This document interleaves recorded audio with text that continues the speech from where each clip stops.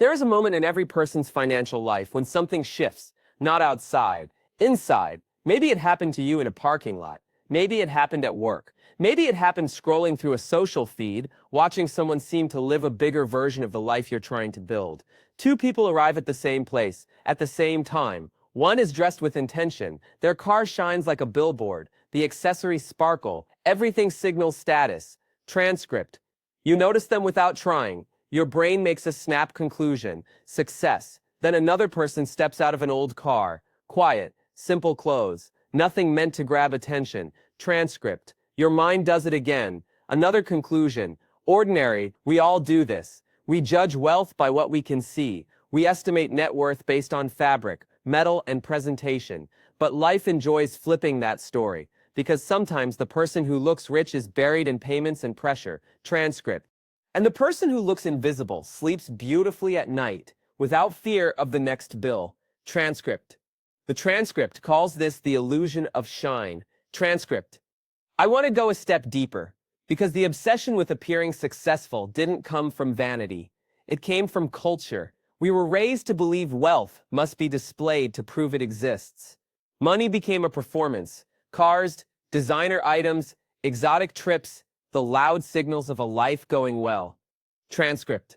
But here's the truth most people discover too late. Real wealth is quieter than imagined. It doesn't need applause. It doesn't require an audience.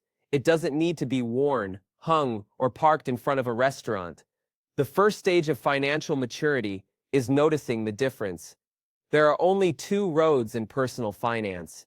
One is built on appearance. The other is built on stability. The appearance road is expensive, not just in money, but in energy. It forces a question into your mind and leaves it on repeat. What will people think if I don't keep up? And suddenly the purchases are not about desire or comfort. They are about maintaining the costume. Transcript. The transcript talks about this pressure turning into a cage. Transcript. Let me show you a different angle. When someone starts climbing financially, the world expects visible proof. A better car, a flashier neighborhood, new tech, a louder lifestyle. Transcript. But there is another type of person, someone who builds silently, no spotlight, no urge to display progress. They invest, they plan, and while everyone else is spending to show the world they're thriving, this person is quietly becoming wealthy. The transcript points out something subtle but powerful. Freedom isn't about how much you earn. It's about what you do with it. Transcript. That single sentence has changed more lives than an investment course, because the world is full of high-income people who are stuck, exhausted, and permanently behind. Not because they lack earnings, but because every raise becomes a higher lifestyle. Transcript. That cycle has a name. Lifestyle creep. Every upgrade brings another, until money stops being a tool and becomes a treadmill. So let's start with a question I want you to consider today. If you stopped working right now, for how long could your current lifestyle continue unchanged? Transcript. 1 month? 6 months? 2 years? That question reveals wealth more accurately than a car ever will. Because the person with a modest lifestyle and a growing net worth has something the flashy spender doesn't. Options. Options to say no. Options to walk away. Options to choose. The transcript mentions that true wealth is measured in time, not trips. I want to expand on that idea with a story. I once knew a man who drove an old sedan that looked like it had survived a street fight. Seats torn, paint peeling, hubcap missing. His neighbors whispered about it, assuming he was broke.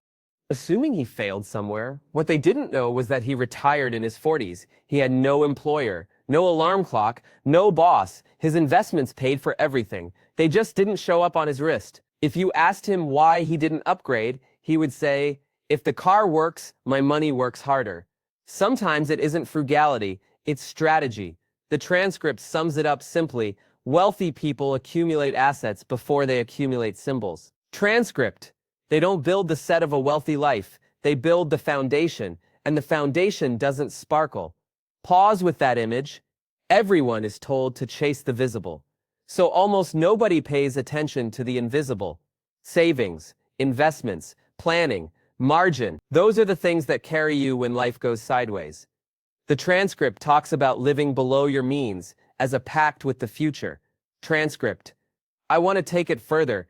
It's not just preparation. It's self-respect. It's the first step of saying, I choose long-term peace instead of short-term applause. There's a hidden cost to trying to look wealthy before you are. It isn't just the credit card kill. It isn't just the debt cycle. It's the mental weight. Transcript. Once spending becomes a tool for validation, it stops being a choice. It becomes a rule you must obey. People start buying the lifestyle just to avoid seeming like they are slipping. Transcript. You can feel this in small decisions. If I downgrade my phone, they'll think I'm broke. If I sell my expensive car, people will notice. If I stop going to trendy places, someone will ask why. Transcript. The fear isn't about comfort, it's about reputation. And the moment someone starts managing their money for the world instead of themselves, freedom disappears. Most people never realize they're trading peace for an audience. The transcript calls it a sophisticated prison. Transcript. I see it as something more tragic. It steals your future quietly. When money becomes proof, you stop building. When money becomes a costume, you stop growing. There is a line almost nobody questions. If income rises, spending must rise too.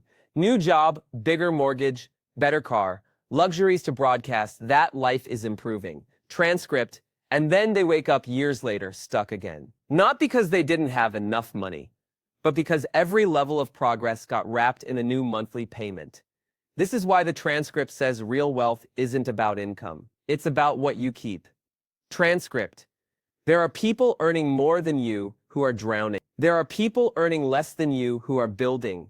That is the paradox we never see from the outside. We mistake loud spending for success and mistake quiet strategy for lack of ambition. Yet the quiet strategy wins every time. You don't have to earn millions to change your future. You only need a gap. A margin, a leftover. Something that compounds. Every financial journey starts there. Not with the car, not with the house, not with the brand. With one decision. I will build stability before I build the appearance of success. There is a confidence that grows from this. The transcript mentions that wealthy people don't rush to upgrade everything. They build assets that work in the background. Transcript. Think about the most stable people you know, not the loudest, not the flashiest.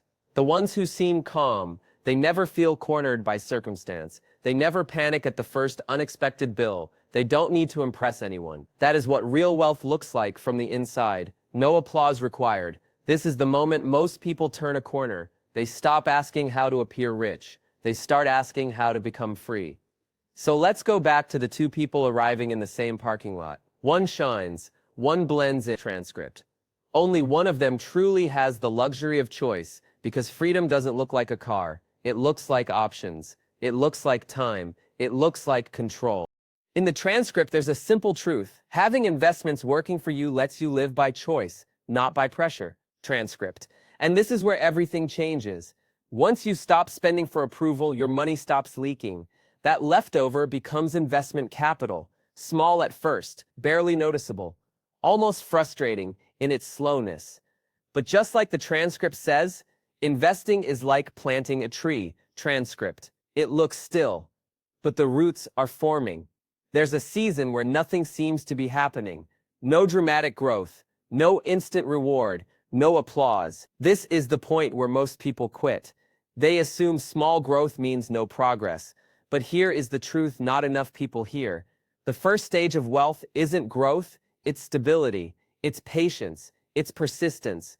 Right now, you might be in that invisible phase where your account doesn't change much, where investing feels pointless, where you're waiting for something big. Stay in that phase. Because something is happening that you cannot see yet. Compounding is not a fast game, it's a quiet one. And the people who win the quiet game are the ones who understand this. Money is not supposed to impress anyone. Money is supposed to protect you. This is why living below your income is not a downgrade. It's leverage with time. It's peace. It's strength disguised as simplicity. Transcript. The transcript ends the idea beautifully. The rewards of money show up in peace more than in appearance. Transcript. Let's go even deeper in the next part. There are 3 invisible advantages to rejecting the pressure to perform wealth. Let's unfold each one in a deeper way. The first advantage is financial space. When you don't overspend to maintain an image, your money stays with you. Most people underestimate how powerful it is to simply stop leaking cash. That leftover isn't just a number. It becomes the first seed of wealth. It's the difference between living in a cycle of payments and building a life that supports itself. The second advantage is that the money saved becomes capital. Capital buys time. Capital buys peace. Capital opens doors. It allows you to make decisions from strength instead of fear. It's the money that lets you say no to a job you hate. It's the money that lets you invest. It's the money that keeps you safe when life gets unpredictable. Transcript. The third advantage isn't financial, it's psychological. When you stop needing to impress anyone, you stop living in reaction to other people's expectations. You stop performing. You stop managing how you're perceived. The transcript calls it mental freedom. Transcript, a quieter mind, a lighter spirit. You no longer wake up wondering if you're behind. You stop comparing. You stop keeping up with a race nobody wins. Most of the world spends their entire life chasing symbols of success. They don't realize success is never found in symbols. It's found in choices. There's a moment every builder experiences. You look at your bank account and see slow progress. You see tiny returns on investments. You see numbers that haven't grown enough to excite anyone. And you wonder if it's worth it. You wonder if you should speed up the results. You wonder if there's a shortcut. The transcript says investing looks slow at the beginning because the roots are growing. That's true, but there is a deeper reason. Money has a strange personality. It rewards patience by giving you more than you deserve. It punishes impatience by taking away more than you can afford. The biggest mistake in the world is giving up before compounding has a chance to work. It's like quitting a marathon at the first mile and assuming nobody can reach the finish line. There will be years when nothing dramatic happens. You will question yourself. You will wonder if the silent approach is the right one, especially when you see other people spending with confidence and you feel like you're missing out. But the quiet path has a different payoff. The day comes when you no longer fear the future. Your investments carry you. Your income no longer controls you. Your lifestyle fits you instead of trapping you. The transcript ends by saying the reward isn't in the shine, it's in the peace. Transcript. That peace is the real flex. The world is loud about what it owns. The people with true wealth are quiet about what they've built. They don't need attention. They don't need a stage. They don't need validation. They have something better. They have control over their time, control over their decisions, control over their future. Let this stay with you. Most people believe wealth is about buying what you want. Real wealth is the ability to walk away from what you don't want. That is the point of this entire journey. Not to look rich, but to live free. Here's a moment when everything starts to make sense.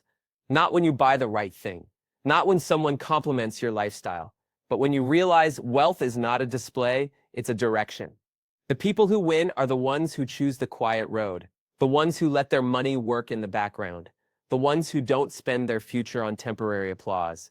You don't have to rush. You don't have to prove anything. You don't have to wait for permission. Start where you are, save what you can, invest with patience, and give your future the respect it deserves.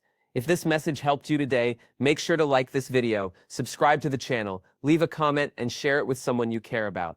You never know who might need it. Good luck on your financial journey. Feel free to explore the other videos on the channel. I'll see you in the next one.